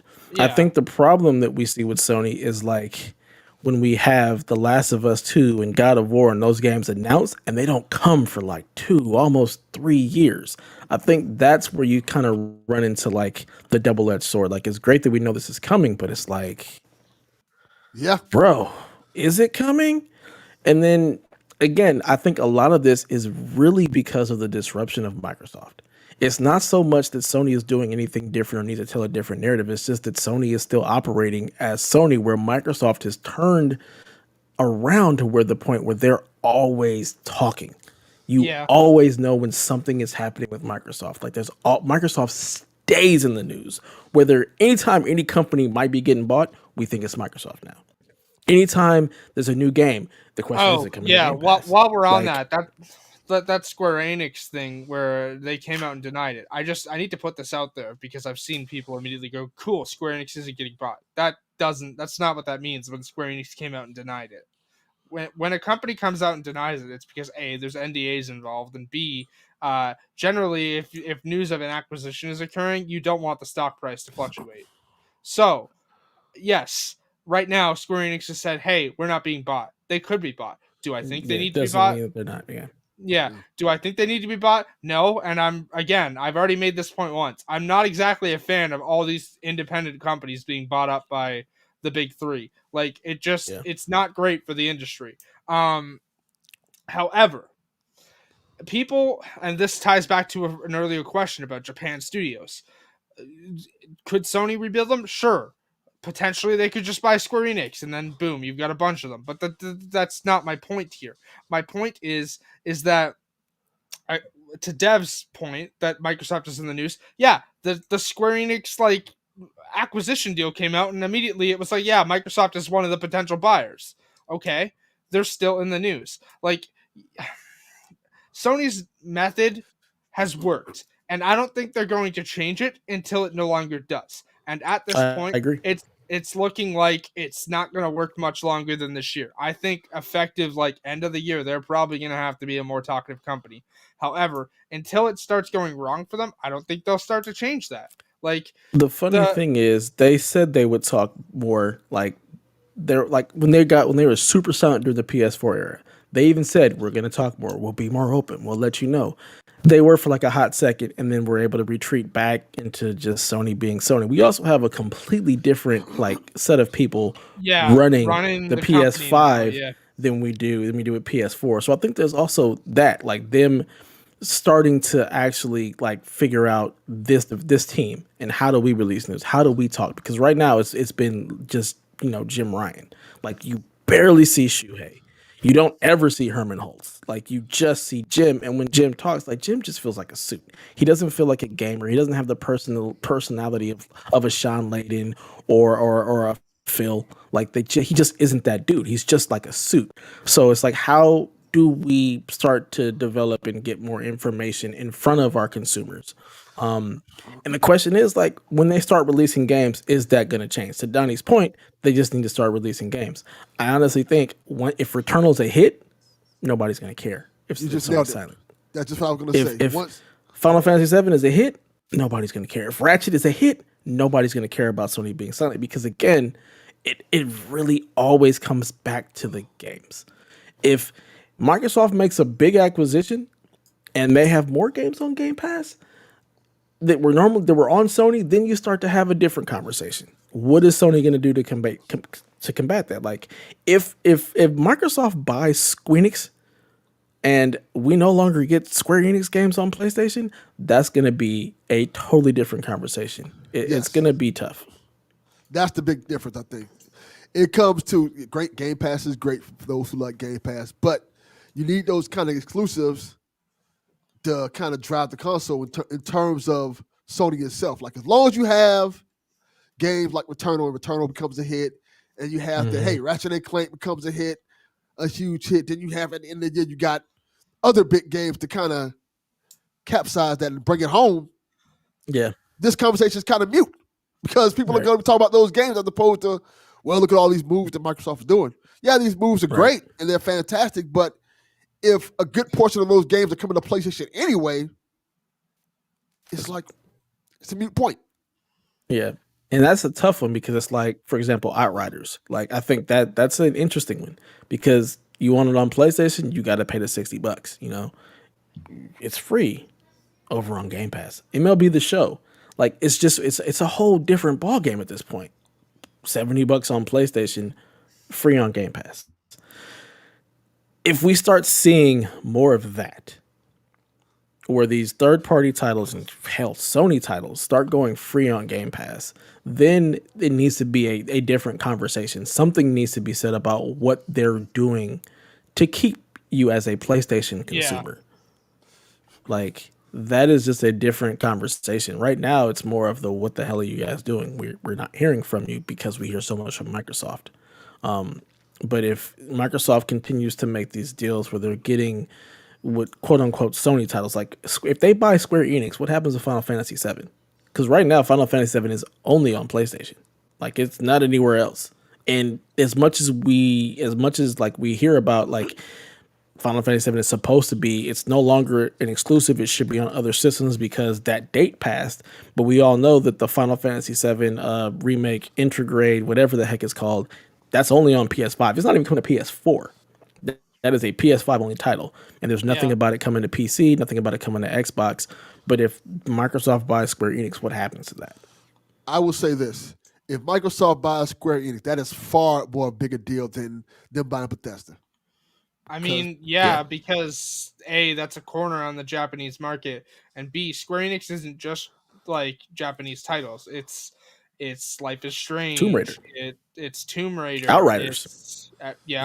I'm trying to think of other Square Enix related titles. Like it's I know Avengers is like the Final Fantasy alone, kicking the horse down the road, but like it's Avengers. It's Final Fantasy has already been stated, but like it's literally like, hey, you've taken like a third of games that do incredibly well on PlayStation and just canned them. They're not coming there anymore.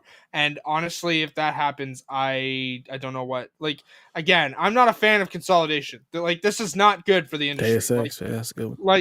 But Bethesda was a different story, and they've come out and said like, hey, Bethesda likely wouldn't have survived if they weren't purchased. That's a different story than, oh, okay, we're now going to go buy Square Enix, and we're now going to go buy Ubisoft. And then all of a sudden, these third-party developers that you can play wherever you enjoy best are now owned by different studios. Like, no, now you're cornering sections of the industry off. Like, you're walled gardening the entire industry. It's not good. It's not good for the industry. I'm definitely not a fan of that, and I honestly don't think Microsoft is going to buy Square Enix. I don't either. Just like Donnie said in chat, I don't think it's going to happen. It just seems too far out there. Yeah, I don't think. I honestly don't think Square Enix is selling. I think they're doing just fine. Yeah. But if they sell to anyone, I think it would be Tencent. Honestly. Yeah. That's true. Tencent is out there slowly gobbling up everything. But like Donnie said, like in the chat, he said Microsoft is hungry right now. They came to play this generation, and people are just waiting to see what Sony is, going to do to it. What are they going to do?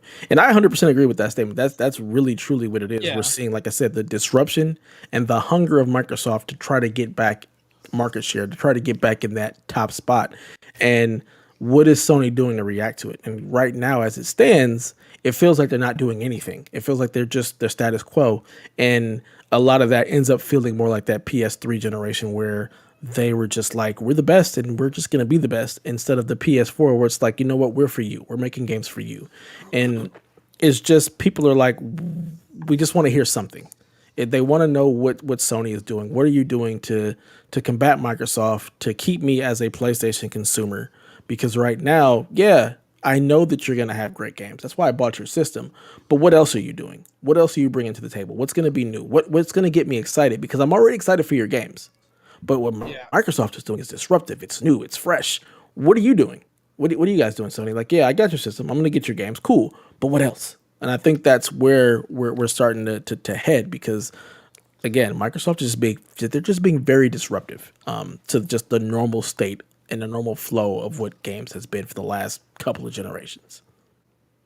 Yeah, I mean, there's that. There's also like, again, I know that like outside source, but like David Jaffe's comment about like, hey, Sony has a counterpunch to Game Pass.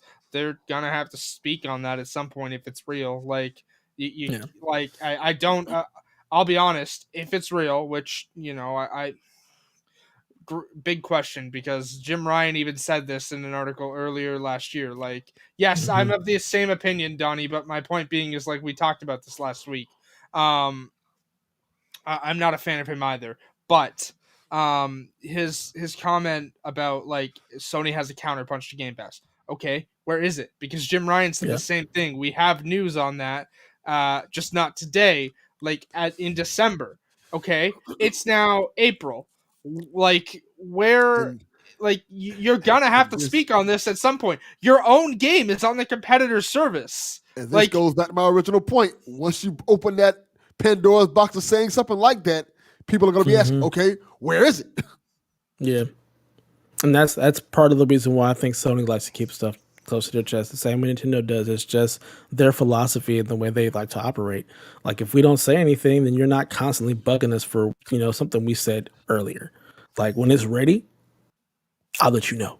sure. Stop bugging me. Stop asking But me Jim questions. Ryan's the whole reason we're having this conversation about what's Sony's answer to Game Pass, because he was asked about it and answered the question. Game Pass is the reason for having this conversation. Even if Jim Ryan didn't say anything at all, we'd still be asking the question of, what are you guys doing?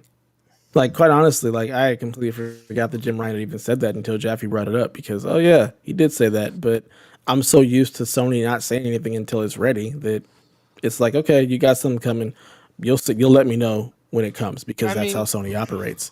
Okay, but again, it's now April, almost May in this year. And let me finish. We've now got MLB The Show again on Xbox. MLB is the publisher, and this was their decision, not Sony. But like your own game is on a competitor's service. PlayStation Now has not seen any like improvement in years. I honestly don't think that if they do have a counterpunch to Game Pass, I don't think it's an improvement on PS Now. I think it would absolutely be a new service. What's that going to look like? When are we going to hear about it? Because if they do an E3 presentation this year, I don't imagine they'll dictate time to it. I imagine this would absolutely be just a blog post on the PS blog. And how is that any different than what they normally do? Like you said earlier, it's like, this is how Sony operates. And to expect anything different, I don't know why we would. I don't know why we would expect anything different. That's like my biggest thing. It's like, this is Sony being typical Sony. Like, why do we expect something different? They haven't done anything at all to make us believe that they're a different company in any way, shape, or form. Like, that's just it. The only way you're going to see something different is when they have to. And it may be too late at that point. Like, that's the other problem. Like that's how they operate. Like, when their back was against the wall in the PS3 era, then you heard from them all the time. But their back's not against the wall right now. They're still, even with Game Pass, they're still killing it with sales. So they're like, we don't tell you nothing. I mean, exactly. Look at Miles Morales. Like, it outsold. It outsold The Last of Us Part 2 and Ghost of Tsushima in less than like 5 months. Yeah. Like, that is. The real question is, like, all the people who are upset and begging for Sony to say something, are they really even the Sony-like crowd? Or is it just people who are upset just to be upset? Because it feels like, quite honestly, like the people who really are like Sony diehards are like, we're good. I know what I'm getting. It's the people who are on the fence. Yeah. And quite honestly, Sony needs to speak to those people more. Like, again, it's just, Microsoft being disruptive and Sony not quite changing with the times. And I mean, we still don't know if they need to. And I think come E3, once we get maybe a better idea of what's happening for the rest of the year, then we can start to decide, like, okay, does Sony need to actually start talking more to get in front of some of this stuff? Yeah. Like, come E3, I imagine we'll get potentially gameplay, but I imagine at least a release date for Horizon Forbidden West. We already know Gran Turismo is not coming this year. I've said it since it was announced. God of War is not coming this year. I don't think so either. We'll potentially see gameplay for it, and I imagine we will. But God of War absolutely not coming this year. Horizon, I mean, I imagine it's a November release date. Honestly, like November, October, either way. Yeah. I imagine that's still gonna make it this year. Of course, it could be pushed, but right now, like they've said, it's still on track. Like, potentially later this year, everyone's gonna be back in the office. Like, I mean, Gorilla's is in Amsterdam, but still, like, vaccine rollout is starting to happen. Like that whole and again, work from home is good for some people, not for others. That's a whole conversation they'll need to have with their employees. But regardless, like, the slowdown that occurred because of COVID is potentially going to be mitigated now because, especially in the States, and I'm using Santa Monica here because Santa Monica's God of War, like, vaccine rollout is starting to occur. Pretty soon, everyone's going to be able to go back to the office and work from the office, which allows easier team communication. And to use Cyberpunk as an example, they got slowed down by a whole 3 weeks because of that hack that occurred, because they had to send all of their home computers and their work computers to the office to get them cleared out of malware, and that slowed everything down because nobody was in the office. Like, they had to send them all in and do it one at a time. This whole COVID-19 slowdown is potentially it's real. It's real, but it's also about to be mitigated, right? Because hopefully, in certain instances, again, the COVID handling in the U.S. in North America, not great, but vaccine rollout in the States is at least proceeding pretty well in some states, not well in others. But California, I know, is doing at least well. Dev, you've got both yours now, right? Yeah, and the place up the street from me is like, hey, come here. We got people coming from way outside the city to Bakersfield to get vaccines because we just have them. So so that whole slowdown is going to occur. So yes, delays can happen still, of course, but I expect, unless something goes catastrophically wrong, Horizon's going to come out October, November. God of War probably get a date for early spring next year, and then obviously get pushed because that's generally God of War's mandate. But unless something goes catastrophically wrong, we're gonna get that Horizon info, potentially gameplay for God of War, and hopefully some new game announcements at E3. Yeah. Well, we still got a lot coming up. That will dictate the news cycle. The question is, will that mitigate this? Hey, Sony needs to tell a different story crowd. Because honestly, I don't think it will. Yeah. Will it matter? Think about it. We got Returnal coming up right now. Yeah, Returnal's out in 12 days. Exactly. You got Returnal. You got the Final Fantasy game. You also have Ratchet & Clank, and you have Deathloop, which is a timed exclusive. Deathloop comes out in September. So that's a lot. Kena. And Kena. That's Kena's in August. Yeah. That's 5 games, and that's not even mentioning Horizon. Mm-hmm. 5 games in 7 months? That's a lot. That's a lot. The stuff is not going anywhere else but PlayStation right now. Yeah. So we'll see. I will say that I would like to see Sony say, yeah, we're going to be at E3 too. I think it's time. Everybody else is like, yeah, we're going to be there. I think they just need to be like, yeah, we'll be at E3. Even if we're not all together at E3, we'll be a part of E3. Or just be cocky, so they're being like, no, we are the E3. You don't need to go see that. I mean, we have our own thing. I personally would like that too. That'd be dope. We are E3. Yeah, you don't have to go see that. All that other garbage, we're not see it. You come to see us. That's all. If you're gonna be cocky, Sony, go all the way with it. Right. Yeah, if you're gonna be the boss, be the boss. Yeah, just nah. All the other stuff they're doing over there, that building, don't worry about that. We got you over here. Just be like, yeah. Why not? At this point, if they're gonna call you cocky, be cocky. Yep. Yeah, Otherwise, you're just going to pay the cost and be the boss. I literally imagine they'll give an announcement like, "Hey, we're not at E3, but here's when our showcase is." You're at Globo Gym. Oh my god. Yep. Pretty much, Tony. If you can dodge a wrench, you can dodge. If you can dodge a car, you can dodge them all. Oh man. All right. Well, that's gonna do it for episode 80 of the PlayStation Experience. We hope you enjoyed yourself.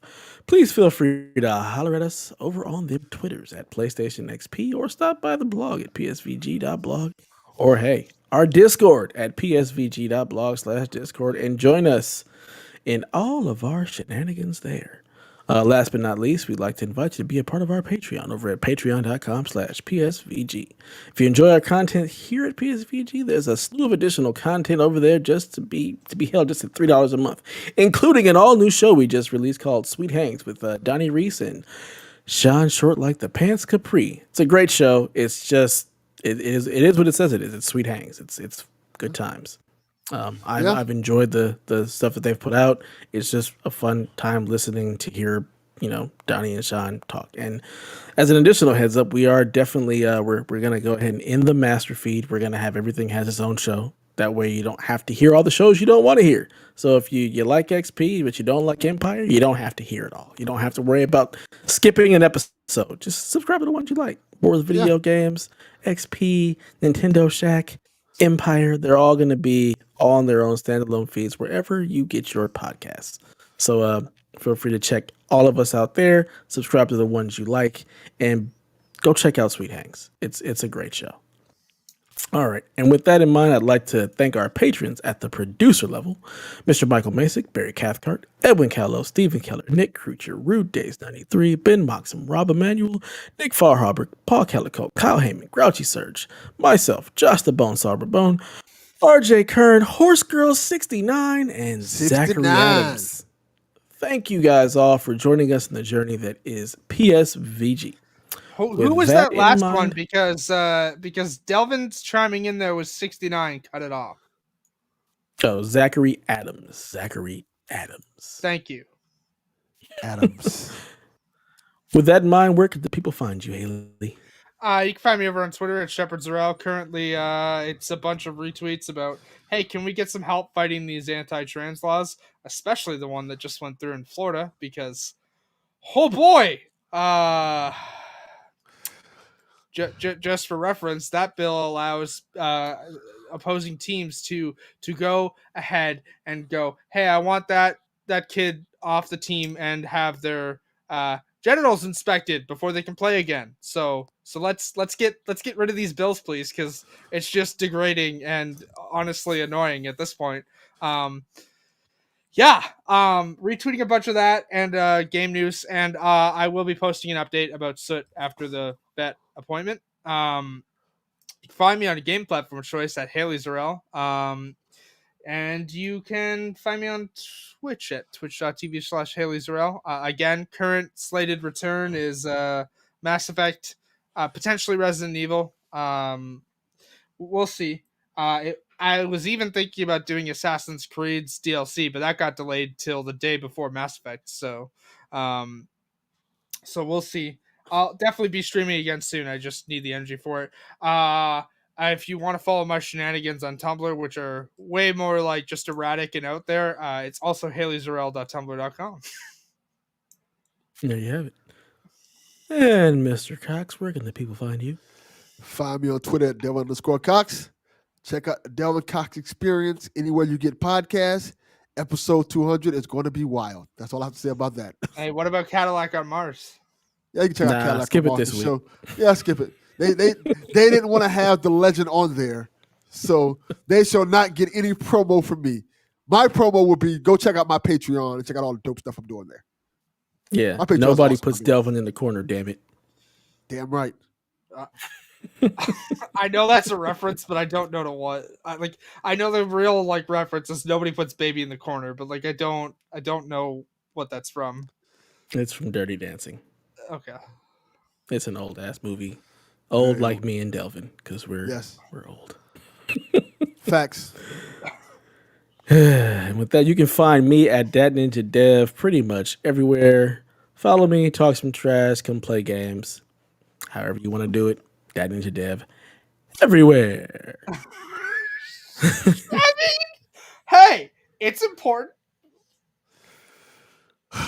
Yeah. I'm old for the earth. Yes, I am. But you know who's older? Delvin. Yeah, I'm fine with that. Again, I don't know things. I mean, I'm knowledgeable about PlayStation. That's why I'm here. But like I don't know. Terrible. Anyways, it's my birthday. Long live PlayStation.